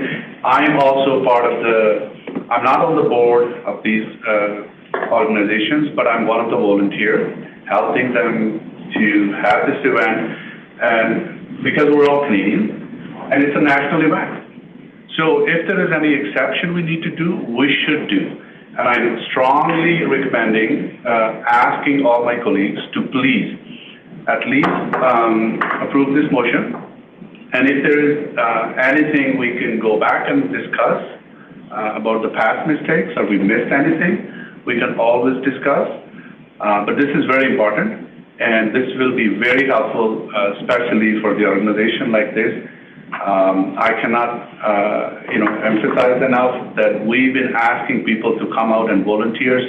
They are struggling. It is really difficult, and especially getting donations from all the other organizations. It is tough. So I would request that please we should approve this. Okay, is there any further discussion, or are we ready to move on with this? Okay, so we have, this is two steps. The first step is to deal with the motion on the floor right now, which is the approval of recommendation, or the approval of the application from Halton Agricultural Society, Milton Canada Day, and Rotary Club / Lions Club Foundation. That's the motion at hand right now. Samira? Mr. Chair, after hearing what my colleagues are saying on this board, I have a friendly amendment to add to my original motion, which is obviously including what I said in the beginning, fund the 3 paid duty for Canada Day requests, and all three of them, plus the board and service jointly explore paid duty requirements for semi-private events and alternative cost-sharing options. Semi-private, can you define that? So semi-private means nonprofit. But then let's be more specific. Use specificity. Talk about nonprofit. Yeah. I think semi-private could mean. Oh, yeah. So nonprofit. Nonprofit events. Okay. Yeah. Okay. That's the additional clause in the motion. Yeah. Is your seconder okay with that, Nadeem? I'm fine. Yeah. Can I call this question? Can I have it in 2 parts? 2 parts? Okay. 2 parts. Which part would you like to break down? Both. One is Canada Day, and the second is a different. Oh, true. So you're not talking about breaking down the individual application. You're talking about the approval and the referral. Motions are. Gotcha. Okay. 2 separate motions. 2 clauses in the motion. Each of them once they're tabled. Well, there's one motion. And there's one motion with another clause now added. So there's 2 clauses to the motion. One is the approval of the 3 applications. The second is the referral to the service low pay duty officers. So I can call those separately as A and B. I can repeat it. I can repeat the clause again, that the board and service jointly explore paid duty requirements for nonprofit events and alternative cost sharing options. So that's B. A is the approval. I'm calling the approval of the 3 applications A, and I'm calling the referral B. So I'll call them separately. Are you good with that? Yep, and I want to comment on my rationale for A. Okay. So you have the floor for A. Okay, so I will not be supporting A, but I do not want this refusal to be weaponized by the very important work that the volunteers are doing, both in Oakville and in Milton for these events. I also think there's a duplicate of events, by the way, with the agricultural one and the Canada Day, but that can be looked at by finance. And the reason that I'm not approving this is because we do not have the appropriate level of information here. One, the information we still require is the amount of off-duty police funding that is incurred per year and how many events that applies to across Halton. Because if we make this approval and create a precedent, then every single not-for-profit will have the ability to apply to the police board community fund for up to $10,000 of offsetting those paid duty officer costs, and we do not have a line of sight. Pardon? Okay, order. That's my job, thank you. We do not have a line of sight to that, so I can't support something that's going to create precedent outside of policy. And second, I don't think that this approval respects the rationale that the committee has put forward in carrying out the policy that we've approved. So I definitely recognize that changes can be made, but they have to be made in sequence before we make financial approvals and financial precedent-setting decisions. So please, I think that the work that all of these organizations are doing is wonderful, and that I believe in community events so much, but I also believe in process, procedure, and just aligning with policy and committee work. Okay, any further speakers? Yeah. I will abstain from motion 8, voting on that, and my justification is that... There's no, just from a perspective, there's no way to abstain, you'd actually have to leave the room. Okay, I'll leave the room, but I want to speak to why I am. The board drafted decisions and a policy to ensure we're being consistent with what we're delivering. So if we go back historically and grant the organizations that we declined for this purpose, I would be in favor of voting for it. But until we go back to the organizations that we declined for this particular purpose, I cannot, in my right conscience, make a biased decision because I'm a Mid-Milton resident and we've declined other organizations for this exact purpose. So I can't go to sleep at night saying that, oh, this is because Milton, and I said yes. So that's the reason I will abstain from this vote. If you just rise from the table, that's like just sit over there. Yeah, before you go, should I say something so you can also listen before you go? No, you just have to leave the room, you just can't be at the table, that's all. It's just, there's no such thing as abstentions in voting unless it's proven, so. Nav, you have the floor, or Nadine, you have the floor? Yeah, just to add Nav's concern, I would recommend that we can present a motion that we've had a mistake. Okay, can I ask you to do that after? We have a motion on the floor, so you can only speak to the motion on the floor right now. Okay. So once that motion's on the floor, we can take up your recommendation, we can take up the balance of the committee's work, but right now I can only deal with the motion that's at hand right now. Okay. Mr. Chair, can I ask for a recorded vote? Sure you can. Okay.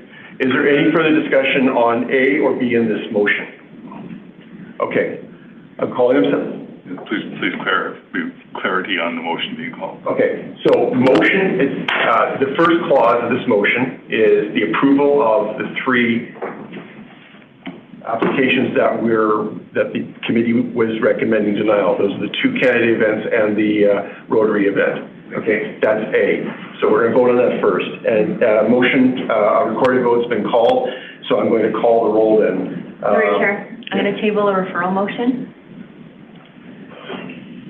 Sorry, I don't want to make this vote right now because I think work needs to be done. I would like to refer those 3 to the June cycle. Referral takes precedent. Thank you for, Mr. Richard, can I speak? Hold on a second. Deferral. I'm going to have to call a recess because I want to confer with our rules of procedure. I just want to make sure that I'm dealing with this correctly. So this meeting is in recess for 15 minutes. Jessica, can you grab a copy of the procedure?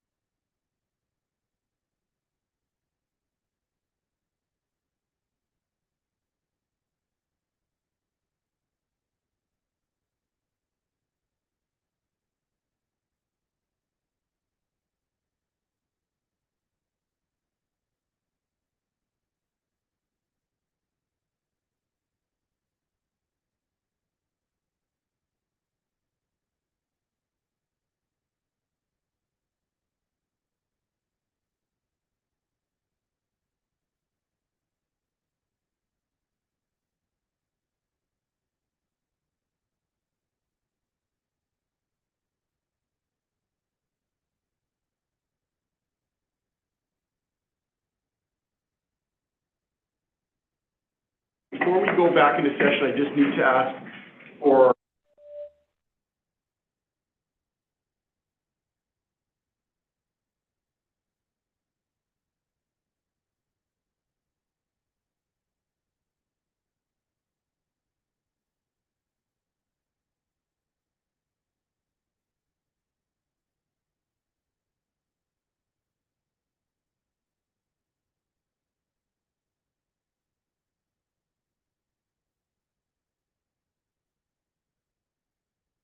back in order at 11:31, and my computer's timed out. Give me 1 second here.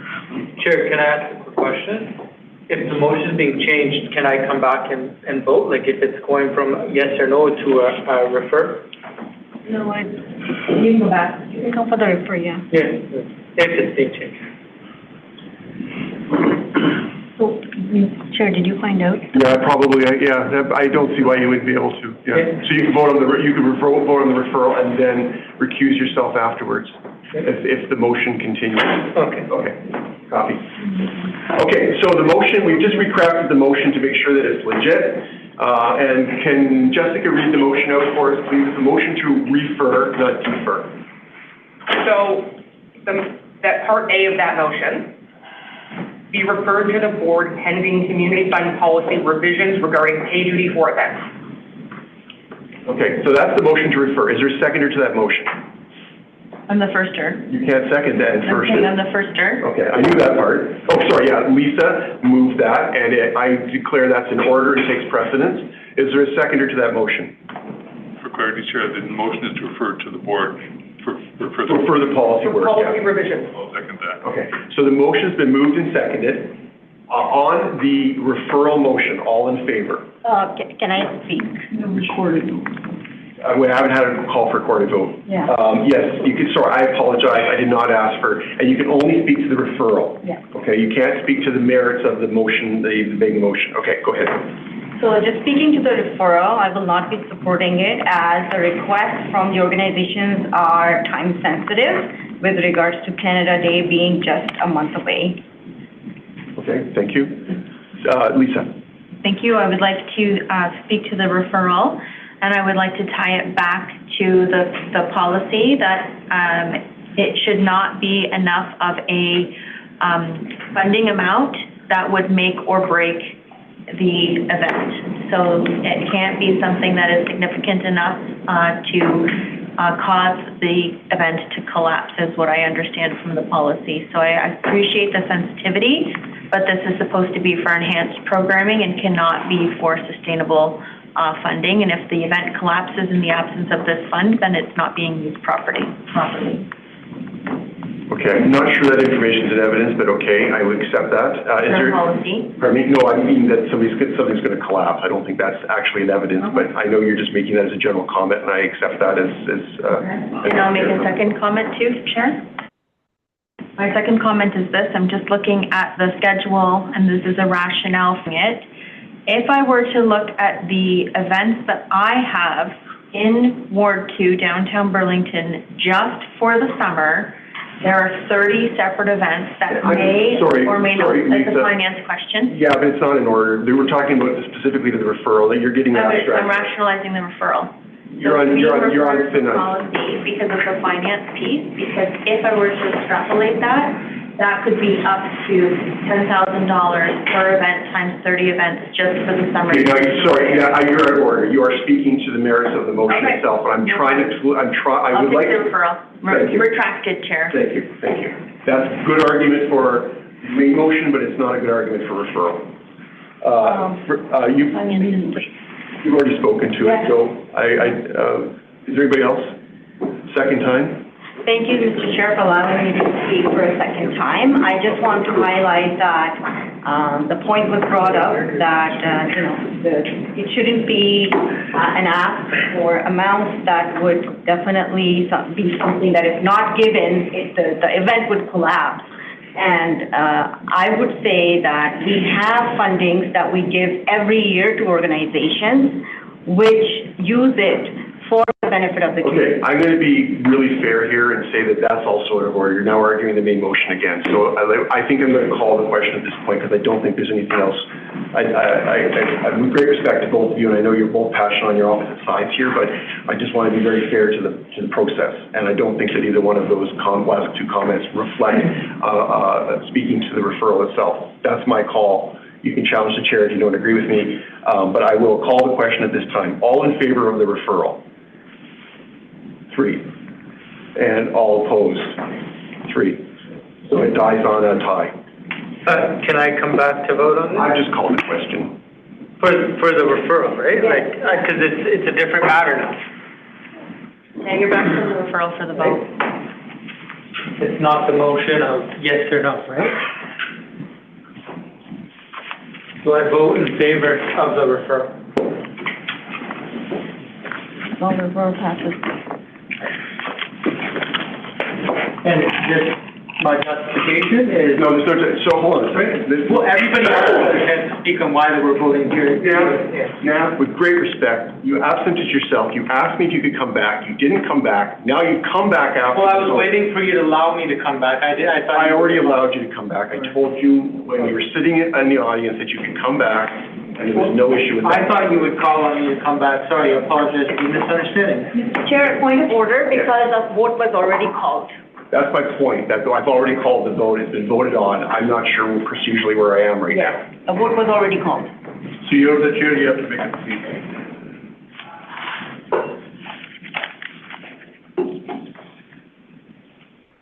You asked me to leave, so I thought you would ask me to come back when... I didn't ask, okay, in clarity, I didn't ask you to leave. You wanted to abstain. Yeah, so I thought you would give me the opportunity. Okay, I'm recessing this meeting again, and we will, I think we should probably break for lunch, and we'll come back after lunch and we'll deal with this issue. So this meeting is in recess for lunch. I apologize to everybody for the complication of this matter. So we will reconvene at 12:37. I know I'm going to go down.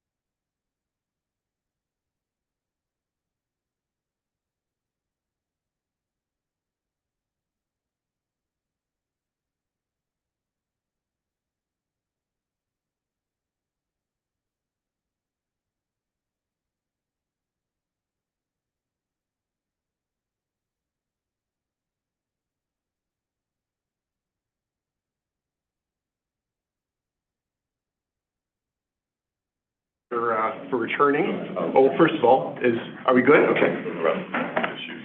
Thank you for returning. I have a ruling on the, where we were left before. So just to explain what transpired. So there was a motion put on the floor by Samira to approve 3 applications that were originally...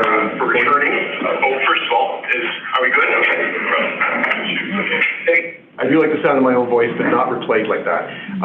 So the original motion was to approve 3 applications that were going to be, or that were recommended by the Community Fund Committee to be denied. That was the motion. Lisa then made a motion to refer, which takes precedence, which means I have to take that vote first. The conundrum that we got stuck with is that I called the question and the vote count was 3-4. Pardon me? 3-3. Sorry, it was 3-3 and it died on a tie. That's the way it works. And I declared it, and that's the key thing, and I checked this on the tape. So in Robert's rules, when the chair declares the result of a vote, that becomes final and it's no longer appealable. It's no longer something that you can reconsider without a formal reconsideration vote. I mean, certainly somebody could say, I move that we reconsider the previous vote, but that would require somebody in the majority making the motion. I don't know how that would work when it's a tie. So, I mean, I have to go, we need another hour for me to research that one. So, failing a reconsideration vote, the motion to refer is dead. So it died on a tie. So we're back to the main motion, which is the motion originally made by Samira, and we've broken the motion into 2 pieces. A is the approval, and B is the referral to the board for further work on the policy. But that's not a referral of our main motion is just a referral to actually fix the policy so that we don't have to live through this again. Just further update for the sake of the record, Nav wished to absent himself from the ballot at the vote, so he's sitting outside of the assembly and will not participate in this upcoming vote. Making noise in the room. A recorded motion has been called. And a motion has been called, or a recorded vote has been called for by Samira. So I'm going to call the roll at this time. In favor of the motion, which again is the approval of the 3 funding applications for assistance in paying pay duty officers. Mr. Chair, this recorded vote is an issue. It's not an issue. It's straightforward? Yeah. I'm going to call your names and you're going to say yes or no, or yay or nay. Okay? And do we have an opportunity to speak to the motion at this point? Because now we're back to the main motion. You already spoke to it. No, I don't think anybody's spoken to, have we? Yes. Yeah, we discussed back and forth. Well, now it's a recorded motion. So. I don't think that makes a difference, but I'm going to allow up to 1 further comment, just because I want to make sure that everybody has an opportunity to get their piece said. Okay, so Lisa, I recognize you.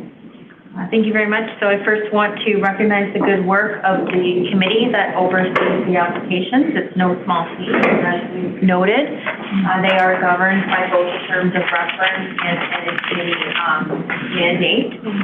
I do want to say that I think the purpose of this recorded vote is as political and is not procedural. We don't usually call for recorded votes in these regards. I want to extend my deepest respect for the organizations that bring these community events forward, notably Rotary Lions, of which I am a lion, but not this kind of lion. And I imagine that if a refusal is offered, it would not reflect well within the political offices that we hold, as well as sitting on this police board. As a matter of principle and in respect to the committee that does their work, one of which the chair of the committee is sitting outside of this vote, so that should say something for anybody watching. I will be issuing a refusal of the motion that's been tabled, and that is the reason why it is a principled refusal. It respects the work of the committee. It doesn't create policy and precedent on the fly. and it is not a motion that is supported by any financial backing, which is why I cannot deliver an agreement with what's being tabled. So thank you, Chair. Thank you. Are there further comments? Okay, I'm just going to make one quick comment as a general comment. I'm sorry that this came to this. It does speak to the fact that we have work to do in terms of the creation of this committee. Not the creation, but in the refinement of this committee.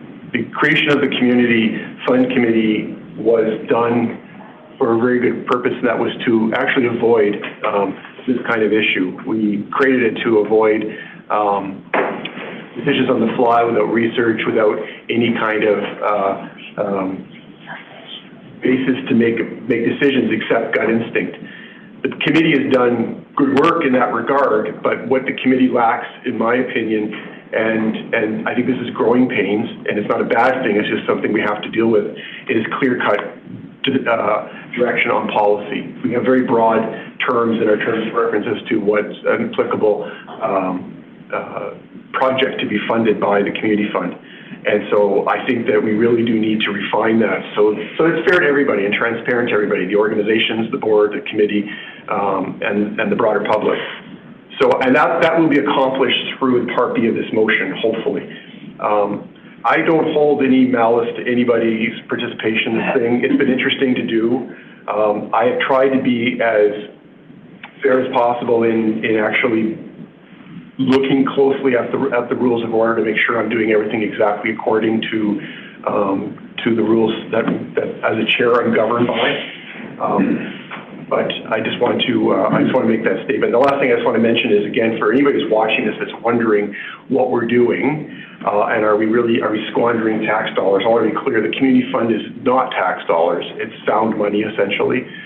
That's in the custody of the board for us to do as we see fit. It used to be called the auction fund or the bicycle fund or a number of other names in the past.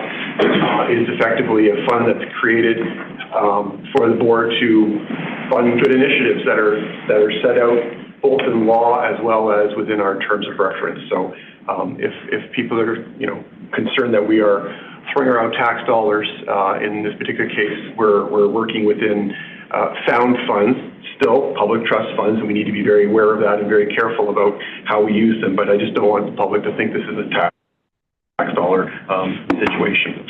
So having said that, I'm going to call the question again. The original motion, which was the approval of the 3 denied or recommended denied applications. All in favor of the approval of those applications? Recorded vote, right? Oh, I'm sorry, recorded vote. So it's yes or no. So Rod? No. Okay. Lisa? No. Ingrid? Can you just read the second motion? We're only voting on the first one. Do you want the second one? Could you just read it, the second one? Sure. Jessica, can you read the second part to the motion? Yes. That the motion Can't do that in the middle of the vote. No. that the board and the service jointly explore pay duty requirements for nonprofit organizations and alternative cost sharing options. That's part B.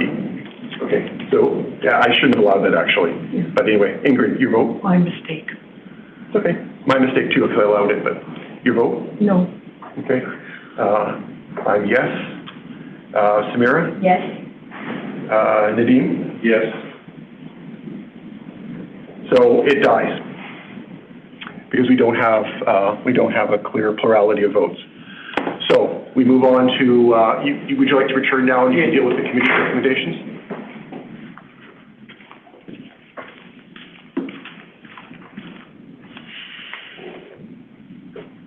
Are we going to vote on the Part B clause?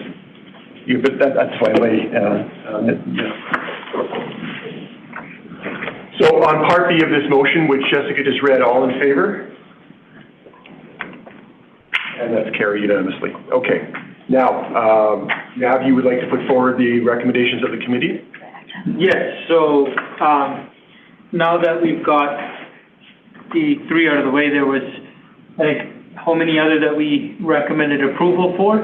So on a positive note, I'd like to put forward that motion that the board approved the ones that were recommended approval based on historical decisions and the understanding of the policy by the committee. So based on those merits. Okay, so you're speaking to the motion, but the actual motion is that the board approve the recommendations of the May 14th, 2026 meeting of the Community Fund as follows, and it lists the applications, specifically Pride Halton, ISCO Heritage and Development Association of Canada, African Caribbean Council, Council of American African Professionals, Dare to Be Youth Charity, and St. Luke's Church. That those all be approved in the amounts reflected in the report. Is that correct? Yes. Can I get a seconder to that motion, please? Nadine, thank you. All in favor? That's carried. That didn't take long. Okay, we have 5.5. So just, I know the community fund's been a contentious topic today, but I wanted to bring on a motion to the floor to essentially pause or dissolve whatever the board decides the community fund. You have to. Okay, so I would say, clearly it's evident that the policy has a lot of work to do. The procedure, the process of the application has a lot of work to do. You know, I think the committee members are having challenges a bit, the ability to make fair, impartial, and equitable funding decisions until we have reworked the policy and the process. So I think we should, until the board feels ready that we're at that stage, I think we should pause that committee. So I'll put, you know, a motion forward that the Community Fund Committee be paused effective immediately, and that all current and future Community Fund applications be referred directly to the board for review and decision, and the Community Fund applications be placed on the board's agenda for review on a monthly basis when applications have been received, and that the staff be directed to update any related procedures, forms, or public-facing materials as necessary to reflect this revised process for the time being until the board feels we're at a good spot. Can I just ask you to clarify when you would, I think if we're going to pause it, there should be conditions upon its return. So would the condition be until such a point as the board decides to reinstate the committee, or is there some other trigger? I think Rod has. So I would say, I think until the board feels ready. I mean, I don't want to say to dissolve because that, you know, diminishes. No, I'm just trying to clarify the motion. Yes, until the board feels ready. Okay, so it's paused until the board lifts it from suspension. Yes. May I suggest some wording that it be paused pending community fund policy revisions approved by the board? Yeah, that sounds fair. Can I just ask a point of clarification? Let me just finish with the motion first, and you can clarify it once we have it. The motion. Are you okay with that? Yeah. Okay. Rod? So I understand the intent of the motion then isn't that the fund goes away, it's just that the committee. That's right. So it then reverts to being administered by the board. Goes back to what we used to do. Being administered by the board as well. Yeah. So there is no, I mean, it can come back whenever it comes back. It's not like it goes away. Yeah, you said that the operative term was pause in the motion, so I need to have, for the sake of a full rounded motion, you have to have clarity as to what that means. So that's all I was attempting to It's just the committee itself, not the community fund. I have a question, Mr. Chair. Thank you. Ingrid has the floor. I just have a question. When is the next round of applications that we will be reviewing? I will tell you in 5 seconds. And I just want to add, it's, you know, clearly evident today that there is some, you know, community connections and personal commitment and passion towards, you know, everybody's community. So I think it would be best that we have a more robust policy where the framework that Jessica has developed, we can apply consistently across the board. To answer Ingrid's question, everybody who submits between April 30th and August 31st will be reviewed mid-September for approval at September 24th board meeting. Okay. Okay. Yeah. Thank you. Are there further comments or questions? All in favor of the motion? That's carried. Okay, 5.5, request for proposals for new Halton Police Board website. Do you have any questions for Jessica? She wrote this RFP. Rod? I just had one, Mr. Chair. I see the reference to developing the website. I also note the RFP actually requires its support, its hosting and support, and just might ask you to think about perhaps highlighting that more in the context of the RFP. Yeah, so we consulted with IT. Is IT still here? Okay, good. Adam? Sorry? It's all there, it's just, the body speaks to development. We want a company that's gonna develop it and then provide support as well. We don't wanna have to do the support internally or find another company. Appreciate that, it's just, I would just emphasize that a little more in your RFP. Okay, yeah, we can do that. And it's hosted on the infrastructure here. Yeah, in the title. Yeah.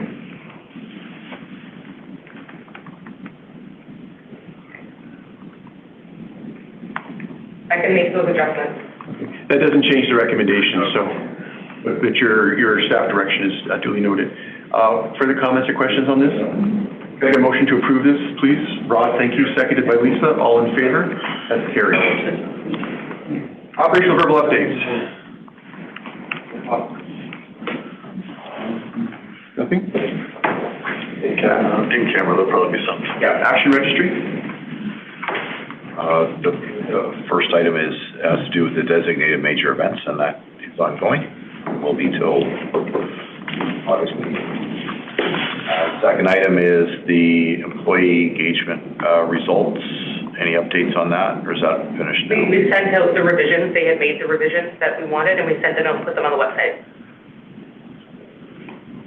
They were corrections.